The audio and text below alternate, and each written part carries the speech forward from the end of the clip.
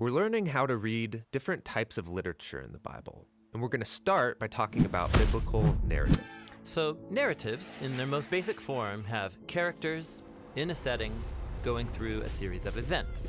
And how those events are selected and then arranged by an author, that's called the plot. A basic plot line begins with a character in her setting. But then something new or unexpected happens, causing problems that lead up to some ultimate conflict, which is then resolved and the character finds herself changed, living in a new normal. Now, when reading narratives, it's important to understand every scene in the context of its larger plot line. You can make the same story have a totally different message if you ignore where it occurs in the plot. This happens all the time when people read the Bible. Really? Yeah, take for example the story about Gideon. There's this well-known scene where Gideon's trying to discern whether God will help him win a battle, and he requests a sign from God. Yeah, Gideon lays a wool fleece on the ground and asks that in the morning the fleece be wet with dew, but the ground totally dry, and God does it. Now, if you look at this scene just by itself, what is the conflict? How can Gideon know if he'll succeed? And the resolution? Test God, ask for a sign, and find out. Yeah, and that's how many people actually read this story, and it totally misses the point because it's ignoring the larger plot line. Really? Yeah, so let's start from the beginning. You'll get the context. The story begins with Gideon and the Israelites living in fear because they're oppressed by an invading people, the Midianites. Got it. Then there's the call to action. God commissions Gideon to defeat the Midianites and save Israel. Yeah, this is shaping up to be a good story. But then Gideon's super hesitant, so he asks God to do this magic trick, a sign, so I can know it's really you talking to me.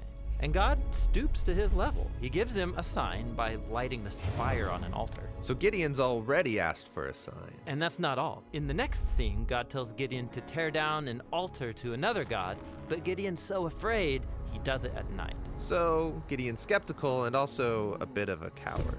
Then we come to the moment where Gideon's about to face the Midianites, and he's still uncertain, so he asks for another sign, the fleece. He says, I want to know if you'll save Israel by my hand. And God gives him that sign. And he's still uncertain, so he asks for even one more sign, which is just a variation of the previous sign. Okay, so Gideon's asking for way too many signs. Exactly. In the larger context, it's clear the plot conflict is not how can Gideon discern the mysterious will of God. The real conflict is, when will this guy get his act together and start trusting God? Okay, so then what's the resolution? We have to keep reading. So Gideon gathers this huge army, 30,000 soldiers to fight the Midianites, and God says, no, way too many men. He whittles the army down to 300. Why would he do that? Well, Gideon's been testing God, so now God returns the favor. He tells Gideon to arm these 300 soldiers with trumpets and torches, and then surround the Midianites at night and make all this noise in the hills, which sounds ridiculous, but Gideon does it. And the noise scares the Midianites into this frenzy. They start destroying each other in the dark while Gideon looks on safely from the hills. So this story isn't offering the reader tips for discerning God's will. No, it's about God's commitment to use weak people with deep flaws to do more than they could have imagined. Okay, so short scenes, like Gideon and the fleece, are combined with other scenes making up a larger plot line.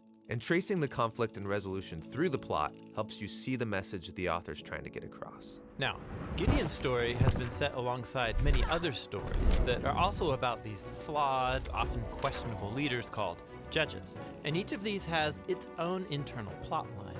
But then altogether they make up a whole movement of the biblical story, the period of the judges, and that has its own unified plot line. And there are many movements within the story of the Bible.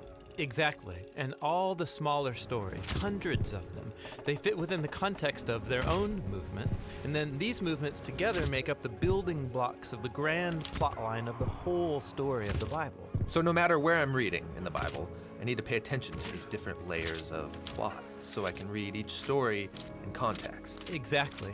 The Bible is such a sophisticated piece of literature, and so all these smaller plot lines keep overlapping, building up the tension, and when you back up, you can see how they've all been woven together into the unified story that leads to Jesus.